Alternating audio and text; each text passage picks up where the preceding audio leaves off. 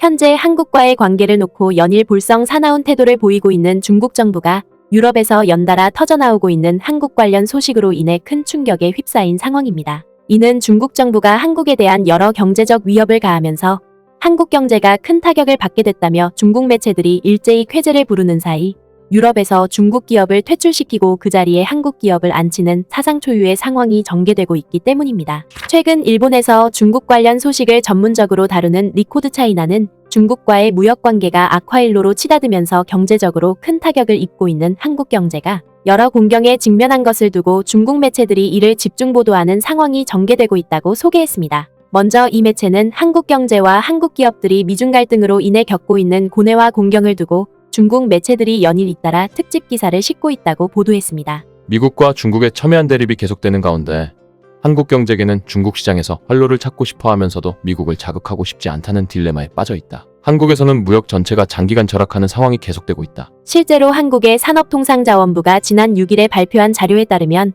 한국의 대중수출은 2022년 6월부터 12개월 연속으로 감소했다는 것입니다. 또한 중국 매체들은 지난해 9월을 제외하고 한국의 대중무역 적자가 계속해서 눈덩이처럼 불어나고 있다고 지적하기까지 했다는 것입니다. 특히 일본 매체는 중국 매체들의 보도에 따르면 최근 심각한 갈등 양상으로 치닫던 미국과 중국의 관계가 점차 완화될 조짐을 보이고 있는 반면에 한국과 중국의 관계는 전혀 나아질 기미를 보이고 있지 않다고 보도했습니다. 올해가 되면서 서방 대기업 고위 간부들의 방중이 이어지고 있다. 테슬라와 JP모건 체이스를 비롯해 애플과 제너럴모터스, 그리고 화이자와 BMW에 더해 벤츠와 퀄컴 및 스타벅스 등 각 업계 세계적인 유력 기업의 고위 간부들이다. 한편 방중한 한국의 대표 경제인은 SK그룹 회장과 삼성전자 회장 정도로 알려져 있다. 더구나 두 사람은 방중 때 공개석상에 잘 나타나지 않았고 중국에 있는 자사 기업의 공장에도 가지 않는 등 이상하리만큼 조용한 행보를 보였다. 이는 한국 기업들이 미중 대립에 대한 전략적 판단에 따라 이같이 조심스러운 행보를 보이고 있다는 것입니다. 이를 달리 해석하면 미국을 비롯한 서방 기업들은 중국과의 경제 교류를 다시 재개하려는 움직임을 보이고 있는 반면에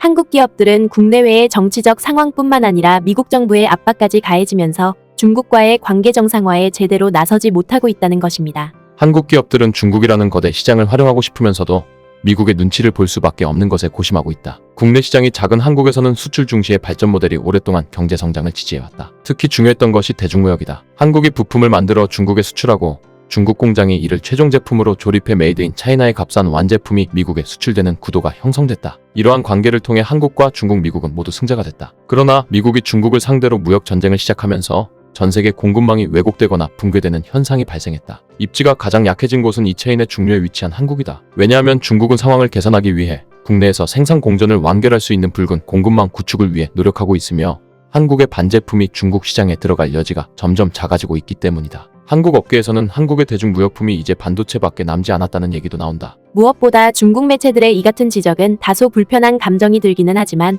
완전히 틀리다고 볼 수는 없습니다. 이는 한국이 1992년에 한중수교를 맺은 뒤 30년 넘게 이어온 중국과의 무역을 통해 경제발전은 물론이고 사상 최대의 무역 흑자를 달성했던 사실을 비춰봤을 때 한중관계 악화는 결과적으로 우리 경제에 심각한 타격을 입히고 있기 때문입니다. 하지만 그렇다고 해서 중국 매체의 이러한 보도가 모두 타당하다고 볼 수는 없습니다. 바로 미중 갈등뿐만 아니라 한중 관계가 파국에 내몰린 것은 전적으로 중국의 책임이 크기 때문입니다. 실제로 중국은 국제적인 규범을 따르지 않고 이미 여러 차례 한국과 미국의 최첨단 기술을 탈취해왔을 뿐만 아니라 안보적인 측면에서도 사드와 대만 문제를 빌미삼아 숱한 위협을 가해왔었습니다. 따라서 우리에게 한중관계 복원은 중요한 과제일 수는 있어도 필수 불가결한 대명제는 아니라는 것입니다. 또한 우리 국민들은 숱한 위기를 슬기롭게 극복해왔던 만큼 중국을 유일한 경제적 대안으로 여기지 않을 뿐더러 오히려 대중 무역 관계를 대체하기 위해 세계 각국에서 뛰어난 역량을 발휘하면서 중국 정부를 경악해 하는 상황을 연출하고 있다는 점입니다. 특히 이를 반영하듯이 일본 매체는 한국 기업들이 중국 대신 미국과의 무역 관계를 발전시키는 전략을 통해 무역 적자를 해소하고 있다고 보도했습니다.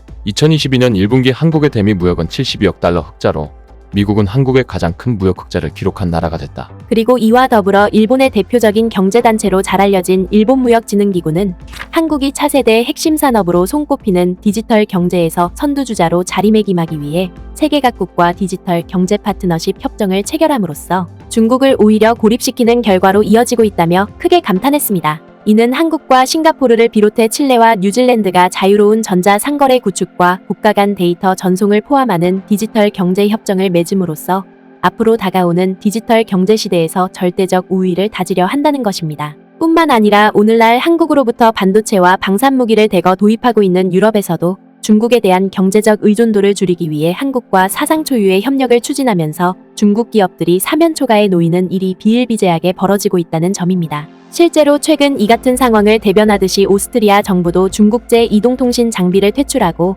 한국제 장비를 선택하는 광경을 연출하면서 중국 기업과 중국 정부를 아연실색케 하고 있습니다. 이와 관련해 오스트리아의 유력 매체인 데어 슈탄다르트는 자국 정부가 이동통신 시스템과 장비를 한국에서 도입하기 위해 연일 분주한 움직임을 보이고 있다고 보도했습니다. 먼저 이 매체는 거두절미하고 오스트리아와 모든 유럽 국가들이 이동통신 기술과 관련해 한 가지 큰 문제점을 떠안고 있다고 보도했습니다. 바로 유럽에 이동통신 장비를 공급하는 업체가 다름 아닌 중국 기업이라는 것입니다. 그러면서 이 매체는 중국 기업 이전에 노키아와 에릭슨 같은 유럽의 이동통신 기업들이 유럽 각국에 서비스를 제공해 왔었지만 높은 비용에 비해 저효율의 품질을 보인 탓에 유럽 각국이 금세 중국의 이동통신 기업인 GTE와 화웨이로 대체해왔다고 보도했습니다. 하지만 이 매체는 얼마 못 가 이들 국가에서 여러 문제점이 발생하기 시작했다고 보도했습니다. 정치적 측면에서 보면 중국 제조업체에 대한 불신이 커지고 있으며 이는 간첩 의혹까지 이어지고 있다. 유럽 모바일 네트워크에서 중국 기술을 금지할 가능성에 대한 논쟁은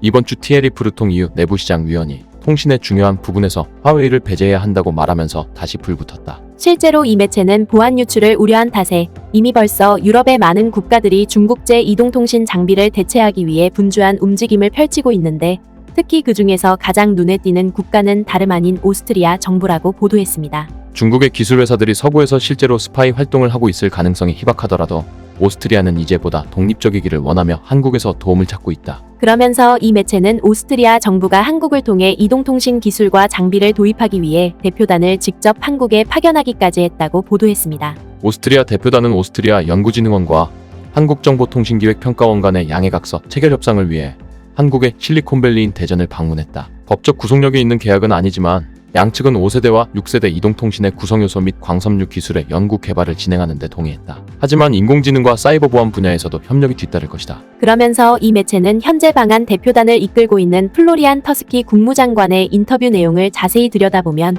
오스트리아 정부가 왜 그토록 한국과의 협력에 국가적인 사활을 걸고 나섰는지 여실히 확인할 수 있다고 보도했습니다. 한국은 우주와 위성 프로그램에서 엄청난 발전을 이루었다고 대전에 있는 플로리안 터스키 국무장관이 말했다. 따라서 오스트리아 매체는 현재 오스트리아를 비롯한 대다수의 유럽 국가들이 중국에 대한 이동통신 장비 의존도에서 벗어나기 위해 동분서주를 거듭하고 있는 가운데 한국과 오스트리아의 이번 협력이 앞으로 유럽 시장에서 중국제 이동통신 장비가 퇴출되는 동시에 한국제 장비로 대체되는 효과로 이어질지 유럽 각국이 크게 주목하고 있다고 보도했습니다. 결국 오스트리아 매체의 이러한 보도는 세계 각국과 진심 어린 관계를 구축하기보다 오만과 기고만장을 앞세울수록 오히려 전 세계로부터 철저하게 고립되고 만다는 사실을 매우 적나라하게 보여주고 있습니다. 구네스북 영상을 재미있게 보셨다면 구독과 알림 설정 꼭 부탁드리겠습니다.